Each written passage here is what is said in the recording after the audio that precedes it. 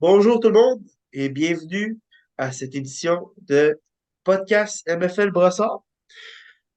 Aujourd'hui, ça sera moi, Nicolas Tibis du 28-3 et William Lemay aussi du 28-3 qui va faire le podcast en remplacement de Mathieu qui était un mariage en fin de semaine. Je vais commencer par me présenter, puis présenter un peu l'équipe que je représente. J'ai dit le mot présenter un peu trop souvent, mais bon. Fait que, en fait, moi, j'ai commencé le flag football avec l'équipe du 28-3 là, en plein milieu, début de la COVID là, en 2020. Ensuite de ça, j'ai commencé en étant le quarterback pour 3 saisons. On voit déjà Will qui rit, c'était assez terrible. La seule Très affaire que je plaisant. faisais, c'était courir. Je pouvais pas me faire intercepter quand je courais avec le ballon. À part ça, c'était pas mal des interceptions assez, assez élevées. J'ai fait aussi beaucoup de remplacements euh, dans la Ligue autant à Brossard que aussi à Montréal. J'ai pas comme pour quarterback par contre. Là, ils ont vu mes stats, ils ont dit on va te mettre comme joueur à la place. C'est pas mal ça. Là. J'ai fait pas mal le maximum que je me suis rendu à Montréal. Là, c'était pas mal dans le Détroit. J'ai fait une saison aussi l'année passée avec les Jack Rabbits. Euh, c'est pas mal ça. Là. Dans le fond, en ce moment, ben, je suis défendu de jouer quarterback dans mon équipe, puis je vais vous expliquer un peu pourquoi plus tard. C'est un peu là, le but, un peu, on va présenter un peu le 28-3, là, qui on est. On est vraiment une gang de gars qui ont trouvé un point en commun, qui aimaient ça le football, puis boire de la bière. Fait qu'en fait, c'est deux points qui nous ont rassemblés, puis on a quand même un noyau solide là, dans l'équipe, là. Et c'est pas mal ça là, qui a fait en sorte qu'on a gagné souvent les trophées de l'équipe la plus enjouive, ça se dit-tu? Donc, c'est pas la plus joyeuse de la ligue, là, qui était les plus friendly, là. Tout le monde à On Brossard le nous vole à reconnaît. Mathieu, d'ailleurs, ce Oui, trophée-là. effectivement, effectivement. Ça, je suis fier de le dire. On y a intercepté celle-là. Pas moi qui se fait intercepter, là. C'est pas super. J'essaie de faire un lien avec ça. Nice. C'est pas mal ça un peu pour me présenter moi. Je vais laisser maintenant mon collègue William se présenter. Ouais, bonjour, William Lemay. Moi, j'ai exclusivement joué avec le 28-3, du moins à Brossard. J'ai fait une saison en hiver. Je suis un genre très moyen, mais j'ai beaucoup de plaisir. Comme Urtubis l'a dit, on a beaucoup de belle cohésion d'équipe dans le 28-3. Nos premières saisons, c'était principalement grâce à la boisson qu'on est en mesure de perdurer et à continuer de se faire massacrer. Mais en bout de ligne, on a été en mesure d'évoluer grâce à John, entre autres comme QB. Malgré qu'il se soit blessé, il a été en mesure de nous instaurer la structure pour qu'on soit en mesure de compétitionner à Brossard, du moins. Et c'est Exactement, pas c'était un bon point, ça aussi. Ça a été une grosse négociation là, auprès du party de la MFL, aller chercher John quand il s'est proposé là, de devenir cornerback avec nous. Je crois que c'est là que le 28-3 a eu son année miracle, on peut dire, là, qu'on s'est rendu en demi-finale. Puis sinon, à part ça, là, c'était moi, puis c'était horrible. En fait, c'était comme un make-a-wish. make a C'était wish, comme notre seule exactement, chance exactement. d'avoir un Exactement. trophée, puis on J'avais l'a beaucoup manqué. joué Jesus Take the Wheel, qui était fermer ses yeux puis lancer ça le plus loin que tu peux à Ali. Ali, qui est un autre de deux joueurs là, qui est très rapide et physique comme joueur. C'était pas mal ça un peu là, pour décrire là, qui on est exactement là, dans la ligue. Et puis, maintenant, ben, le moment tant attendu de la semaine, passons au résumé des matchs. On va commencer ça rapidement avec le D1. Donc, le D1 que j'ai eu la chance, sans, euh, sans m'en attendre, de faire le remplacement pour les deux games. Donc, de jouer deux fois contre KOLB. La première game, je viens de réaliser que le site a décidé de mettre ça une game qui ne comptait pas. Donc, ils ont donné automatiquement le 25-0 des Iron Wolf. Je vais quand même remercier là, les gens de la Horde, qui est une équipe aussi dans le D2, qui a fait une grande partie de l'équipe des Iron Wolves ce match-là. Et donc moi et aussi Olivier dont je vous parlais là, qui a été présent à la game. Si je ne me trompe pas, la game a fini 28-13. On a perdu d'à peu près deux touchdowns, là, c'était dans ma mémoire. J'avais pas le score officiel, mais j'ai réussi à faire une interception au premier entrée en jeu et aussi un touchdown, donc je peux m'en vanter un petit peu. Euh, Donc, c'est pas mal ça là, pour les Howard Wolves. Là. Malheureusement, là, il y avait seulement, je crois, un joueur et le deuxième joueur est venu en deuxième demi là, qui était déjà starter dans l'équipe. Donc, ça a été pas mal ça. Et maintenant, on a eu aussi la deuxième game de KOLB qui était contre Atlas, dont j'ai aussi remplacé. Atlas, pour faire une petite histoire, puis William pourra témoigner. Moi, j'appelle ça une rivalité, mais on peut pas appeler ça une rivalité quand on se fait massacrer par eux à chaque game qu'on a joué, là, puis c'est des scores d'à peu près 55 points là, de différence, et à peu près 3-4 pics, là, plus que ça. 6 pics, je pense, ça a été mon maximum, mais c'était pas contre eux, c'était Je pas pense contre que eux. 6 c'était le maximum, en effet, C'était le mais non, c'était pas maximum. contre eux. Mais souvent, ce qu'on faisait, on changeait de quarterback avec eux. Fait que chaque quarterback était capable d'avoir 4 picks. Fait que dans le fond, on s'évitait de trop scraper les stats d'un quarterback. On mettait ça sur 3. On étalait ça sur Communisme. 3. Exactement. Donc, j'ai fait le saut. Donc, comme on dit, if you cannot beat them, join them. Et c'est ce que j'ai fait. Et on a eu super game. C'était aussi le retour de leur quarterback, M. Harry Perso, qui était le starter cette game-là, et aussi quelqu'un qui connaît la défense du 28-3, là, parce qu'à chaque fois qu'on joue contre lui, on n'est pas capable de l'arrêter du tout. Donc, ça a pas mal été ça, là, le, le, Ouais. le, le résumé, on peut dire, de la rivalité là, entre le 28-3 et les Atlas, mais pour revenir au match. Dans les super moments où il y avait juste une ligue à Brossard et Oui, que Arpisso venait hanter nos cauchemars. effectivement, effectivement. Donc, ça nous a. On avait même fait un montage photo où Arpisso était Palpatine de mémoire parce qu'il Oui, venait oui, justement nous hanter. effectivement. Donc, on va peut-être partager ça en même temps dans le podcast. Ouais, ça reste à voir, effectivement. Là. Donc, ça a été vraiment, là, ça l'a hanté nos soirs, nos dimanches, on peut dire, là, quand on jouait contre Atlas. C'était.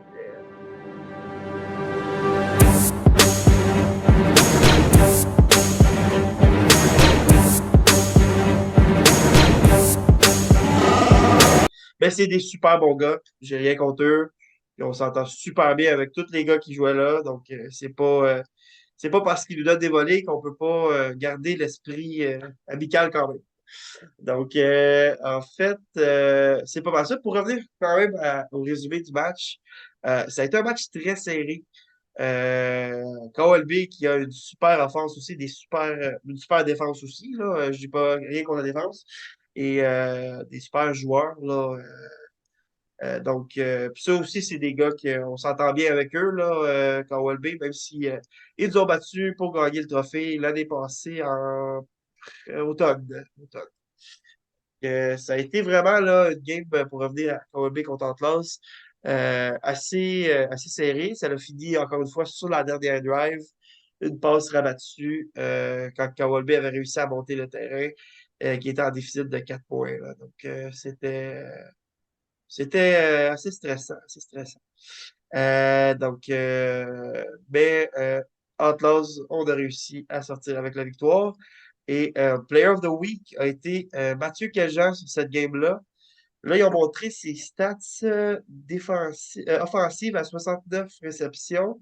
Mais si je ne me trompe pas, il y a aussi eu 2, 3 sacs cette game-là, qui a été très important, dont un à la fin dans notre dernier drive là, qui a beaucoup aidé à ralentir, on peut dire, le KLB qui montait le terrain avec force. Donc, c'est pas mal le résumé des deux games en D1. Maintenant, on va passer au résumé des games en D2 et je vais laisser mon collègue William nous décrire les deux games, puis je vais en décrire deux aussi.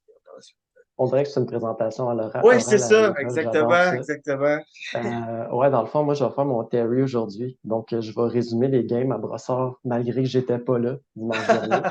Euh, Dans le fond, pour la game de la Horde puis de Red Nutkins, on voit qu'à la première demi, c'est un petit peu difficile pour Miles, mais que pour la deuxième demi, il est en mesure disons, de se dépasser. Il est en mesure d'enfin mettre un petit peu de points sur le tableau et est en mesure d'avoir une victoire. Donc, bien joué pour les Red Nutkins. Je vois d'ailleurs que Craig Browning a eu une super bonne game. C'est lui d'ailleurs qui a été Player of the Week des deux. Euh, Par contre, c'est peut-être pas mon joueur auquel j'aurais donné cette semaine, mais ça, on va peut-être revenir là-dessus un petit peu plus tard. Mais je OK. voudrais quand même féliciter Ren Nutkin parce que c'est vraiment une belle victoire.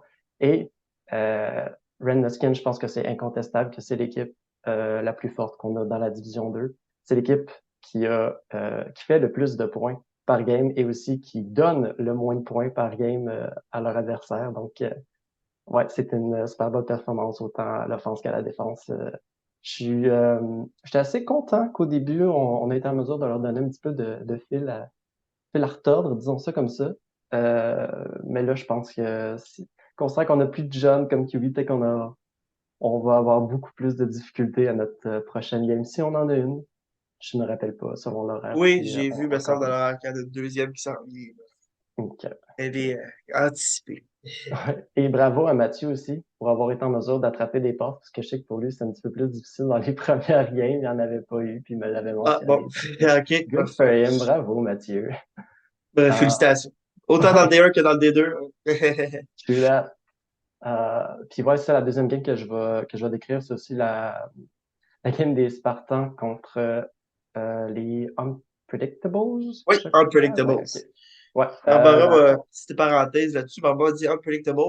Là, je pensais, parce que leur jeu, on sait jamais qu'est-ce qu'ils vont faire. Elle me dit oui, mais des fois, c'est plus parce qu'on sait jamais si on va être assez de joueurs pour jouer. Là, j'ai dit, ah, OK, Nice. OK. Ouais, Barbara C'est ce m'avait qu'elle fait m'a part dit, de. là. Ouais, elle m'a dit ça aussi. Elle m'a mentionné que je pense qu'il y a 2 semaines, il y avait juste elle qui était venue, le reste c'était juste des Ah, remplaçants. Donc un petit peu comme toi avec Aaron Wolves. OK, Euh, donc oui, c'est assez difficile. C'est dommage d'ailleurs, parce que écoute, c'est des gens qui payent pour leur saison puis ils jouent pas, puis après ça, ça crée comme des débalancements. c'est effectivement. Mais, mais je suis certain qu'ils ont quand même du plaisir en bout de ligne. Oui, oui, oui, oui. Puis là, en plus, là, sont pas chanceux d'avoir joué contre les Spartans parce que c'est une équipe en montée fulgurante, surtout avec leur QB Avery Clemis. En tout cas, je sais pas comment le prononcer, pardon. Mais ouais, c'est ça, il joue super bien. Puis c'est ça que je voulais dire par Player of the Week. Avery a été en mesure de faire 6 touchdowns et en plus, il a été en mesure d'aller chercher 3 interceptions quand il jouait à la défense. Donc c'est pour ça que je On a même dit un l'imaginais lui pick comme Player of the 6. Week. Je pense qu'ils ne Hmm? mettent pas dans les. Quand quelqu'un fait un pick 6, j'essaie de voir, je pense qu'ils ne le mettent pas dans les stats. Bon, Euh, Barbara m'a dit qu'il y avait eu un pick 6, je crois, là. En plus, OK, parce que je vois que Jean-François Lawrence, il y en a eu un, puis Alex Ah, Grégoire aussi. peut-être. T'as surtout fait un touchdown, ils l'ont donné à Jean-François Lawrence. Peut-être que c'est Jean-François Lawrence qui l'a eu. Who knows? Sinon, ben, ils se sont trompés dans les stats.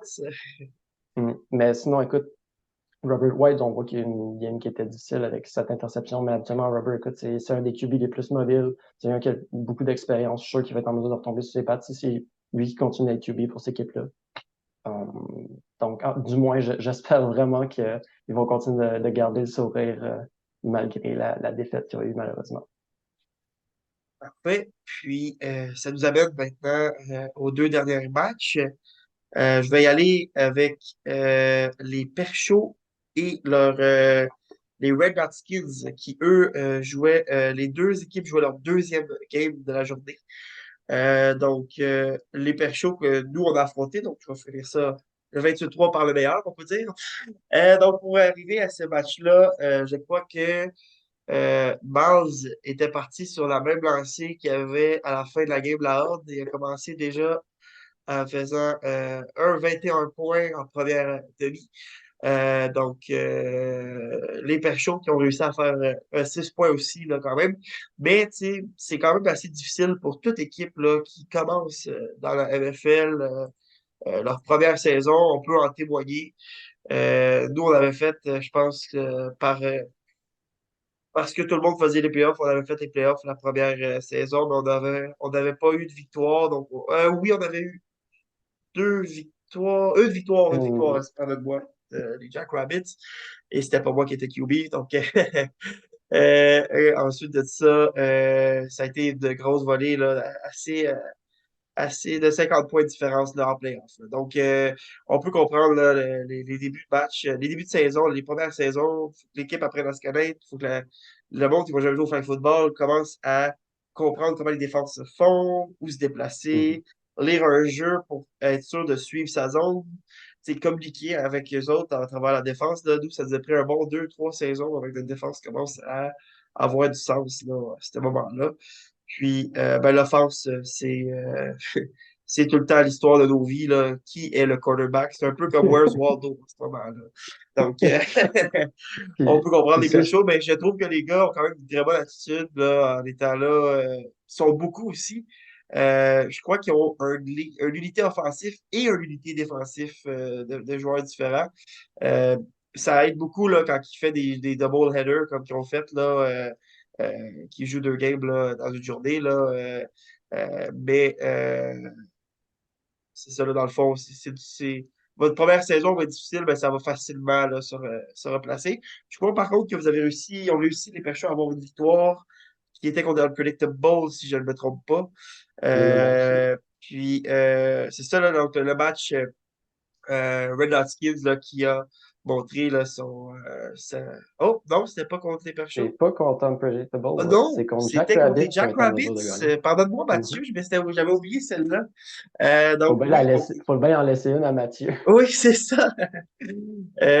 Donc, oui, effectivement, là, Miles Killer et sa troupe là, qui ont réussi à garder le lead là, tout au long du match et même aller chercher un lead différent en deuxième demi en faisant 13 points.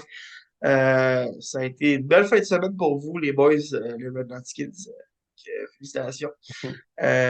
Vous créez encore de l'écart là, entre les autres équipes et vous là, au niveau du classement en tête en premier et en gagnant tous vos matchs. Ouais. Donc, Et puis aussi, pour un point oui, que tu mentionnais tantôt, là, je sais oui, que John et les autres personnes ont mis de la documentation en ligne pour savoir comment faire des défenses, etc.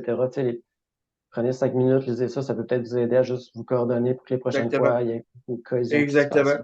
On l'a fait Donc nous ça doit autres être là, ça. parce que tu sais, souvent, quand on commence, on est habitué de connaître le men, mais le men n'est peut-être pas souvent la solution là, dans le flag football parce que les quarterbacks habitués dans le flag football vont commencer à faire des crosses dans ses routes, puis ça va être vos joueurs vont se rentrer dedans carrément là, quand vous faites du men. Là. Donc, il y a des défenses différentes comme le 4-1 et le 3-2 qui est plus facile à commencer et à instaurer là, dans une équipe quand on commence à faire. Donc, je vous invite aussi là, à aller lire, comme William le disait si bien, sur le site. Puis, donc, c'est ça, ça nous amène au 28-3 contre les Perchauds. Donc, nous, notre quarterback cette année est pas mal cadorette en ce moment. On a réussi, là. En fait, je vais lui donner, moi, le joueur du match parce qu'il a réussi à faire une grosse interception qui était un peu un game changer, là, malgré ses 2 touchdowns qu'il a fait. Il a fait une grosse interception là, dans le end zone sur un deep pass passé par le quarterback des Perchauds. Puis il a carrément voler le ballon là, de l'autre personne. Donc, c'était assez beau, un beau jeu clean. Ça nous a permis là, de pouvoir garder notre lead et pouvoir aller nous chercher notre victoire aussi. Moi, étant ma deuxième game de retour au jeu, donc j'ai été de blessure là, en début de saison. J'en ai manqué 3-4, là, donc ça me fait du bien d'être revenu. Puis, c'est pas mal ça pour résumer des games. On va pouvoir aller tout de suite voir le, la semaine prochaine. Donc, on va commencer la semaine prochaine dans le D1. Bon, là, mes 2 pages sont dans le D2, bougez pas. Et voilà, dans le D1.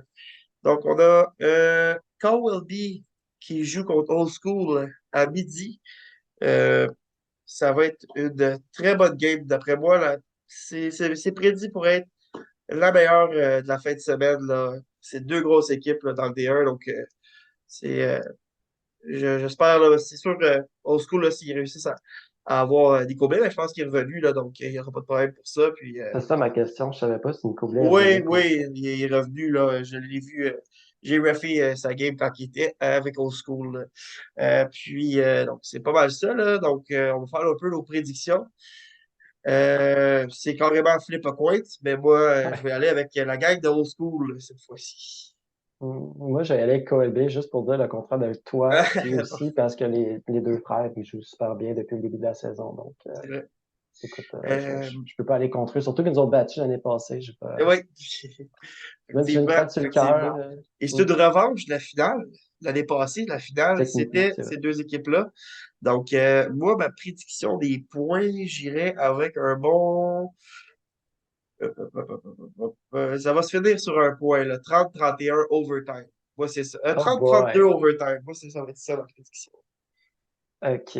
Moi, je vais dire 30-26 pour KOLBO.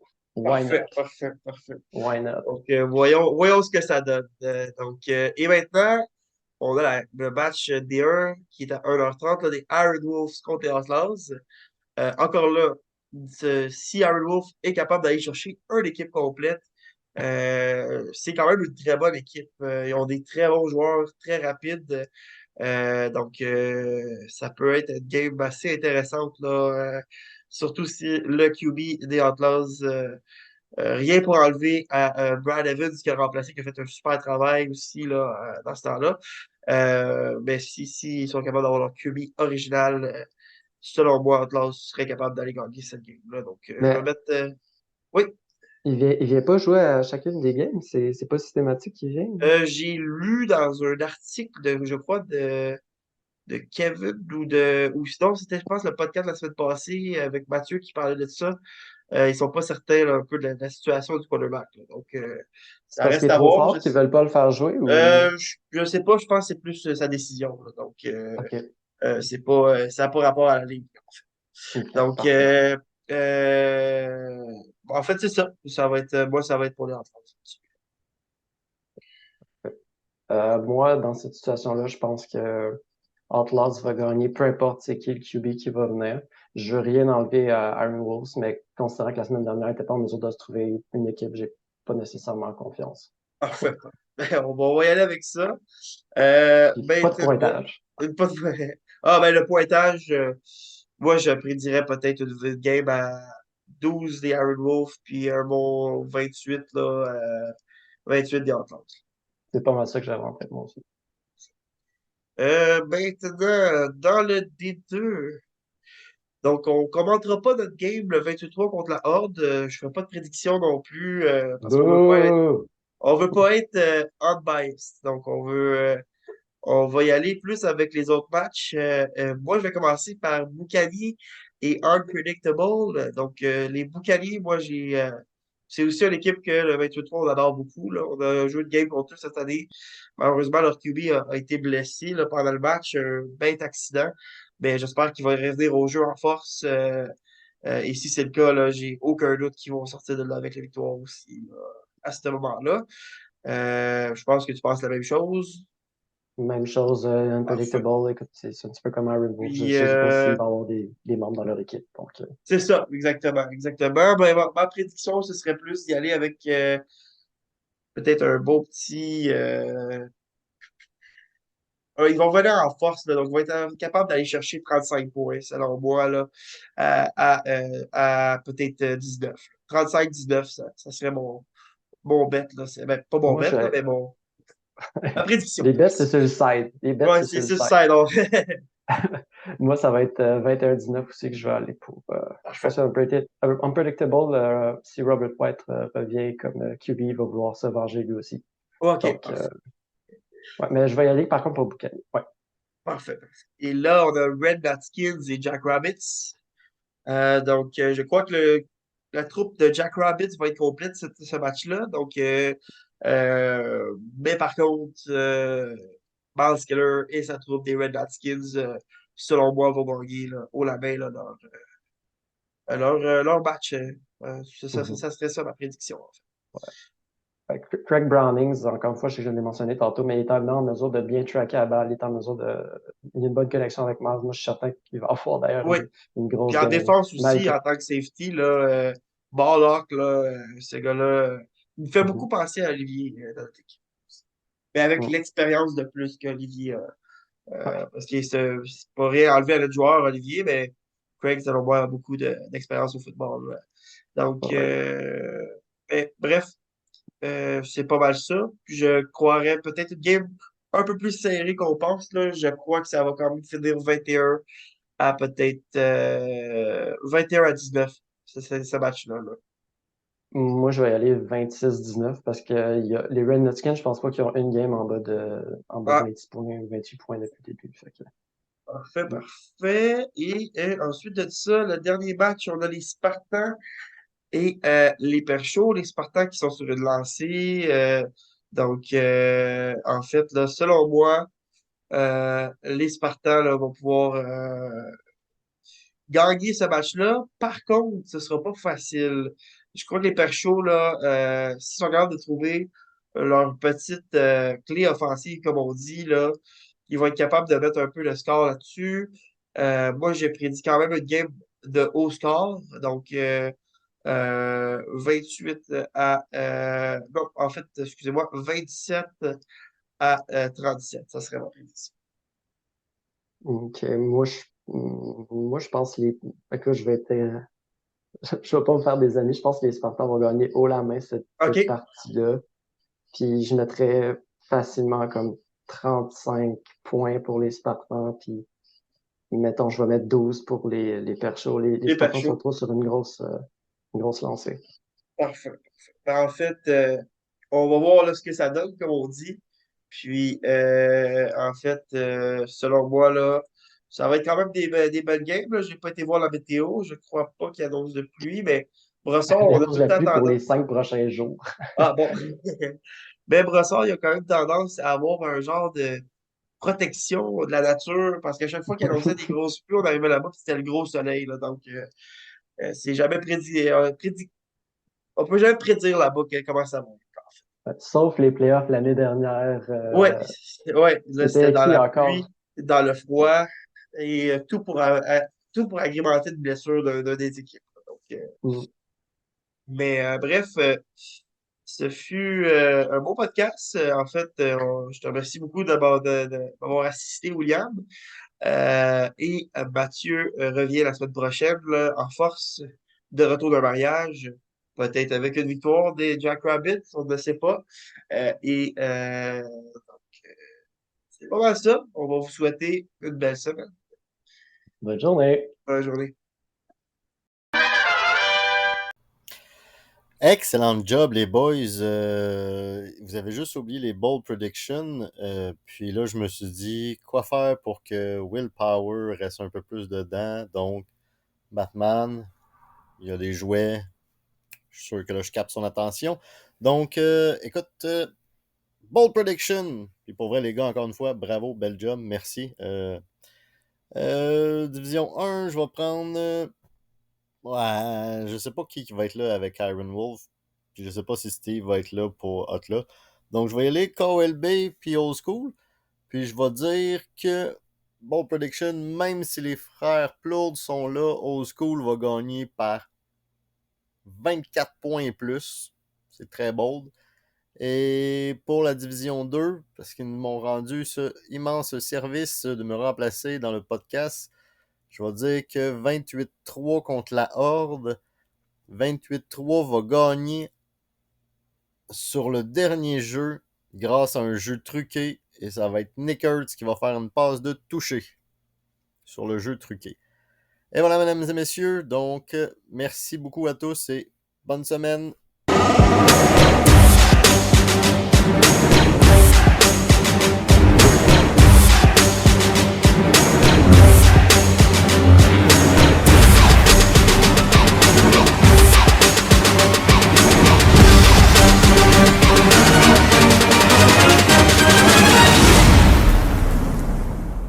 It's a trap!